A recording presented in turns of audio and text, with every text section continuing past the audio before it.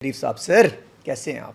मैं बिल्कुल ठीक ठाक हूँ अदनान। सर पहले तो ये बताइएगा, ये जब आपके नाम का जिक्र आता है या आपकी पर्सनालिटी का जिक्र जो आता है, बहुत सारे लोग कहते हैं यार ये नाम भी इनका टर्किश लग रहा है, फेस में भी टर्किश लुक आ रहा है, ये टर्की से कोई ताल्लुक तो नहीं सर? मेरी अम्मा टर्किश थी, अरे वाह। तो ये उनकी फैमिली का नाम था योरगुच, और ये ऑटोमन लिनिएज से नाम निकला है। हमारे कुछ एंसेस्टर्स थे जो ऑटोमन्स थे, तो वहाँ से निकला। योरगुच पाशा नाम था मेरे बहुत दूर के नाना का, तो वो योरगुच पाशा से वो योरगुच मुझे नाम मिल गया और वो नाम चलता जा रहा है। वो कोई ऐसा फेमस नाम नहीं है वहाँ टर्की में भी, हमारी ही फैमिली का नाम है। और फेस पे भी आपके एक जहाँ के जेनेटिक्स हैं वो थोड़ा बहुत आ जाएगा। Excellent, that's about it. Sir आपके बारे में जब भी जिक्र आता है, बहुत सारे आपके को एक्टर्स भी हैं, स्टार्स भी हैं, आपके बारे में जब बात करते हैं वो कहते हैं बड़ा सिंपल आदमी है, मतलब कहीं बैठ जाएगा, कहीं कुछ खाने को ऐसा कुछ नहीं करेगा, कभी ये नहीं कहेगा बड़ा स्टार हूँ, कोई इधर कर दें उधर कर दें, बस बहुत सिंपल सकून वाले इंसान है। ये सर इंजेक्ट बचपन से हुआ था, कैसे आया ये तहम्मुल मिजाजी, ये बुर्दबारी? बहुत ज़्यादा आप हैवी अल्फाज और बहुत ज़्यादा तारीफ़ कर रहे हैं, उसके लिए शुक्रिया। मैं it's just something I have grown up with. मैं हमेशा से ऐसा ही रहा हूँ। मेरी फैमिली में किसी में कोई एटीट्यूड प्रॉब्लम्स थे नहीं, तो और बहुत सारी चीज़ें हमेशा से हम लोग देखते हुए आए हैं। मेरे वालिद बहुत टैलेंटेड थे, बहुत उनके अंदर गुण थे, 5-5 6-6 चीज़ें कर लिया करते थे, फ्लाई करते थे, पेंट करते थे, लिखते थे, गाते थे, तो ऐसा कुछ था नहीं कि अनोखा लगे। मैं हमेशा इस बिलीफ के साथ बड़ा हुआ हूँ, किसी ने ये दिमाग में डाला नहीं कि हमेशा इंसान इक्वल होते हैं और आप जिसके लेवल पे हों उसके साथ उसी तरह आप ट्रीटमेंट रखें। और यही मेरा ख्याल है कि कॉन्सेप्ट इस्लाम भी आपको सिखाता है, और तमाम रिलीजन्स जो दुनिया के हैं या अच्छी सोच रखने वाले जो भी सिस्टम्स हैं, साइंटिफिक हो या जो भी हो, वो बातें यही कहते हैं कि यार इस मुल्क में 10,000 स्टार होगा, 20,000 स्टार होगा जो मुझसे आगे होंगे, सही है, अपने अपने जगहों पे। आपने मुझे क्यों बुलाया यहाँ? अल्लाह ताला ने इज़्ज़त दी, मैं अदनान फैसल की पॉडकास्ट पे आ गया। मैं भी सोचता था देख के यार कि वाह यार सब जाते हैं यार, मेरी कभी बारी आएगी, क्या होगा, ये होगा वो होगा। इसी तरह मज़ाकरात एक शो था, उस पर भी मैं सोचता था यार मेरी कभी बारी आएगी। अब मैं आज तक लक्स स्टाइल अवार्ड्स में कभी इन्वाइट नहीं किया गया, ना नॉमिनेट हुआ, ना गया हूँ। बुलाएंगे नहीं तो मैं जाऊंगा भी नहीं, जुस्तजू भी नहीं है जाने की। तो मैं इसी तरह था, मतलब अच्छा कंसिस्टेंट रहे अपने आई काम वुड के साथ। Rather be where I am loved and respected and cherished. Excellent, I don't क्या want to be somewhere just because I need to be there respect पहले टू बी सीन। पे इज्जत हो अपनी, आराम से जाए बंदा। इज्जत का मतलब होता है कि कहीं ना कहीं अच्छा मोहब्बत भी उसके है लिए आप हल्की सी। जल्दी में नहीं है? जहाँ पे इज्जत है वहाँ हल्की सी मोहब्बत भी होती है, ज़्यादा नहीं हो तो थोड़ी बहुत ज़रूर होगी कि यार यार सही है इसको बुला लो, तो वो मेरे लिए काफ़ी है। और आप जल्दी में नहीं है सर? मैं जल्दी में नहीं हूँ बिल्कुल। For example lux style award में आप चाहेंगे यार ऊपर जाऊं, खड़ा हूं? सर कवि साहब अल्लाह जन्नत बख्शे बहुत बड़े आर्टिस्ट थे जी। हो सकता है आपके फोरम पर कई लोगों ने और भी उनका जिक्र किया और नहीं किया तो करना चाहिए। उनकी एक्टिंग एबिलिटीज़ तो अपनी जगह, लेकिन कवि साहब जितने बड़े इंसान थे उतना बड़ा शायद पाकिस्तानी टेलीविज़न में और फिल्म में कम ही आया हो। इतनी अच्छी उनकी इनग्रेन्ड वैल्यूज़ थी। जब मैं एक बार सेट पे चला जाऊंगा तो मैं सेट वाले का हूँ, ग़ुलाम हूँ मैं उसका। मैं इस तरह का नहीं हूँ, मैं बहुत जज्बाती टाइप आदमी हूँ। मेरे साथ अगर मिसबिहेव करेंगे तो मैं बहुत मिसबिहेव करता हूँ, अगर मिसबिहेव करेंगे। कवि साहब कहते थे मैं आ गया हूँ तो ये दिन प्रोडक्शन का है, मैं यहाँ हूँ तो ये कमिटमेंट मेरी है, ये मेरी ज़िंदगी की वैल्यूज़ हैं। वो उन्होंने हम सबको सिखाई जितना हमें उनके साथ लिमिटेड टाइम मिला। अच्छा सर कंसिस्टेंट रहे हमेशा, कभी आपको डिमोटिवेशन फील हुई होगी? बहुत ज़्यादा, बहुत ज़्यादा। मैं एक स्कॉर्पियो हूँ, ठीक है, तो बहुत इमोशनल लोग होते हैं और तकलीफ़ भी हो जाती है, फिर बदला भी लेना होता है, फिर गुस्सा भी चढ़ता है, फिर सोचते हैं नहीं यार अपनी ही कोई कमी रह गई होगी। ये अपनी ही कोई कमी रह गई होगी ना, ये नया पर्सपेक्टिव है। This is really helping me. जब मैं बहुत देर में आता है? हाँ, अब रेगुलरली आता है। मैं फ़ौरन एनालाइज करता हूँ कि यार ये मैंने गड़बड़ की है, यहाँ पे मैंने बदतमीज़ी की होगी, और वो मानना है, या मेरे मुंह से कोई बात निकल गई होगी, क्योंकि मैं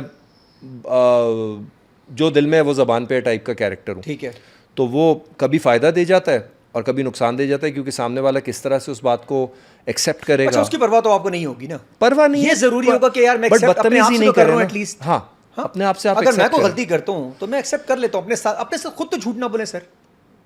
यार अदनान मैं आपको एक बात बताऊं, हम एक बहुत ही अनएथिकल माशरे में बैठे हैं जी, और यहाँ पर इतनी सारी अनएथिकल चीज़ें हो जाती हैं जो जिनके बारे में हम कुछ कह नहीं सकते। हमारे कॉन्ट्रैक्ट्स होते हैं जो हमें मिलने के बाद वापस चले जाते हैं, ठीक है, साइन हो जाते हैं रोल्स के लिए आप, और उसके बाद वो रोल किसी और को मिल जाता है।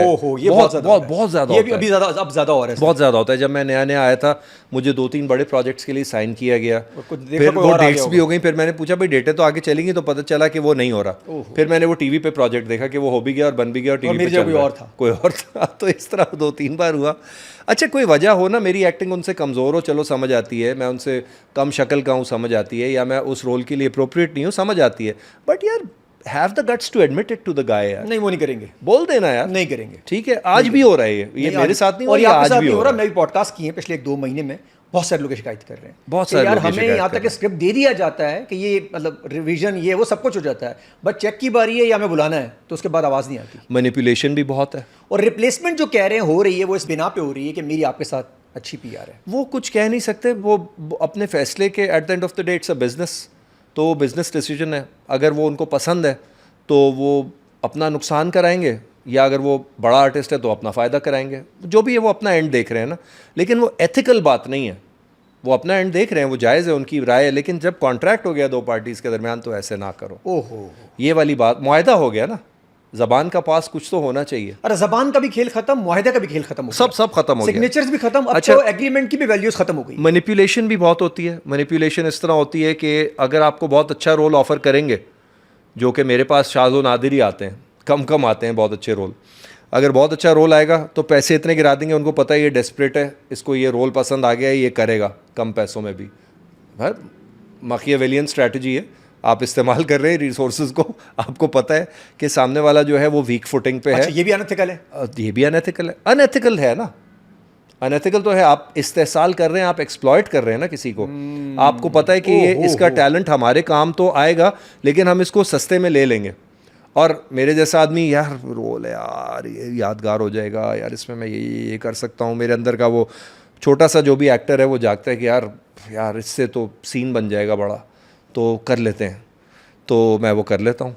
और फिर उसके बाद अब जैसे इसका फायदा उठाते हैं। Let me give you an example. एक बहुत बड़ा ड्रामा जी, ठीक है, बहुत बड़ा हिट हुआ, उसका नाम था कैसी तेरी खुदगर्जी। कैसी तेरी खुदगर्जी, ठीक है, 2022-23 में एयर हुआ था ARY पे, और माशाल्लाह उस साल का टॉप ट्रेंडिंग ड्रामा था, और दानिश और दुर्रे फिशा को स्काई रॉकेट करके और भी बड़ा स्टार बना दिया। दुर्रे उस वक्त नई आई थी। भाई साहब, जो मेरा नॉर्मल फ़ी उस वक्त था उसका 40% मुझे उस ड्रामे के लिए मिला था।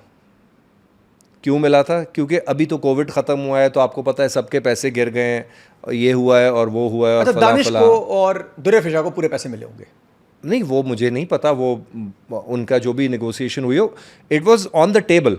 ऐसा नहीं है कि मुझसे कोई इलीगल या अंडर हैंडेड प्रैक्टिस करके वो करवाया गया हो, बट मैंने भी सोचा यार कि यार इतने कम पैसे, फिर मैंने कहा यार नोमान भाई हैं, दानिश है, मेरा बहुत इंपॉर्टेंट रोल है, मेरे लिए बड़ा अच्छा हो जाएगा। लेकिन एक और मसला नहीं आता, जब आप बार बार एक्सेप्ट करने लगते हैं तो अगले को रियलाइज नहीं हो जाता कि यार ये कर लेगा। हाँ, तो वही तो गलती है, यही तो गलतियाँ हैं। कॉन्स्टेंट किया ना इंसान, 3-4-5 दफ़ा उनको समझ में आ गया, रू करता है ना इंसान फिर ये सारी चीज़ें। अब होता क्या है, मैं और मेरे जैसे कई और एक्टर्स जो हैं वो 2017-18 से 2026 तक तकरीबन एक ही पे स्केल पे स्टक है। वो तो मेरा अल्लाह बड़ा कारसाज है, बहुत ही मोहब्बत करने वाला है मेरे साथ, कि मेरा म्यूज़िक का करियर थ्राइव करना शुरू हो गया, and I started getting concerts. उसकी वजह से मेरी ज़िंदगी बड़े सुकून से गुजरती है, और मेरे जानवरों की भी अल्हम्दुलिल्लाह।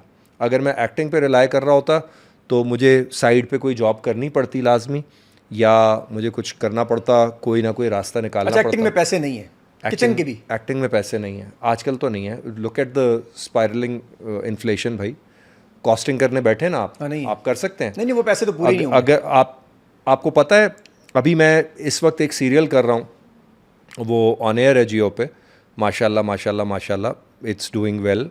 लव द डायरेक्टर, भट्टी साहब हैं, कैसी तेरी खुदगर्जी भी उन्हीं के साथ किया था, अहमद भट्टी, बहुत प्यारे, जान है मेरी। उसके लिए कैरेक्टर की एक वार्डरोब चाहिए थी ख़ास। वो वार्डरोब अगर मुझे अच्छी पहननी है, क्योंकि वो बहुत अमीर दिखाया है, तो मुझे किसी डिज़ाइनर के पास जाना पड़ेगा। मैं अहमद भाम के अलावा किसी के कपड़े नहीं पहनता, मुझे अहमद भाई पसंद है, मेरे बड़े भाइयों की तरह। आई लव द गाय, शायद आपने नाम सुना हो, अहमद भाई, ठीक है। अहमद भाई के पास जाके मैंने, अब मुझे उस सीरियल के शायद ओवरऑल मिला के 6-7 महीने 8 महीने लगा के 20-30 लाख रुपए मिल जाएंगे, लेट्स से, ठीक है, देयर अबाउट्स, एग्जैक्ट पता नहीं कितने दिन इस्तेमाल होंगे जो भी। मेरी वार्डरोब 8-9 लाख की है, मेरी जेब से मुझे लेनी पड़ी। कहाँ होता है ऐसा भाई, कहाँ होता है ऐसा? नहीं तो वो तो उधर से पे होगा ना, आप कुछ नहीं पे होता कहीं से, मर्दों को कुछ नहीं मिलता, बहुत ही रेयर है कि मर्दों को कुछ मिल मर्दों जाए। क्यों कुछ नहीं मिलता, मर्द ने क्या किया? लेडीज़ को कुछ ना कुछ मिल जाते हैं कपड़े, डिज़ाइनर्स के थ्रू मिल जाते हैं कि वो दिखा देंगी तो पिक्चर्स हो जाएंगी, तो थोड़ा सी नहीं तो हम भी दिखा देंगे, हम को दिखा देंगे, हमारे स्लैश लड़की को दिखा देंगे। एडवर्टाइजिंग, शेरवानी कोई आ जाए तो वो मर्दों के लिए आ जाती है क्योंकि वो बिल्कुल ही स्पेसिफिक है। सूट नहीं आएगा। सूट नॉर्मल, वो कहते हैं आपके पास तो सूट होंगे, अब इसमें सूट नहीं चाहिए थे, इसमें चाहिए थी वेस्ट्स और पैंट्स खास किस्म की मैचिंग। अब वो तो भाई अब एक वेस्ट जो है वो आजकल अच्छी 25 से 30 हज़ार की बनती है, वो डबल ब्रेस्टेड हो बिल्कुल सही है, कम से कम 30,000 या टक्सीडो वेस्ट हो हाँ, या कुछ भी चीज़ हो ठीक इस है। तरह की। तो अब आप सोच लो 50-50 हज़ार के 4, आपने 8 आउटफिट्स अगर खड़े कर दिए तो 4 लाख रुपए ही होगा। और ये आप देंगे? मैं नहीं पैसे देने, आप फिर या तो आप कोऑपरेटिव से बनवा लें जाके, कोऑपरेटिव मुझे कहाँ से वो बना नहीं, के वो पता देगी? चल जाएगा जो फेज 8 के 3,000 गज के घर में रहने वाला फरहान ताहिर साहब का दामाद, जिनके अपने 30 बिजनेसेस हैं दिखाए हुए, वो नहीं, कहाँ वो से feel हो कोऑपरेटिव के? तो ये अब या तो मैं अपने कैरेक्टर को मार दूं, नहीं मारना तो फिर मैं ये सोचता हूँ यार चलो ले लो ये 5 ड्रामों में चला लेंगे, चलो इसको छठे में पहन लेंगे, फिर यूं कर लेंगे, फिर आप लोग ही हमारा मजाक उड़ाते हैं यार ये देखो वही वाले कपड़े पहन के आ गए, देखो वही वाला घर इस्तेमाल कर रहे हैं।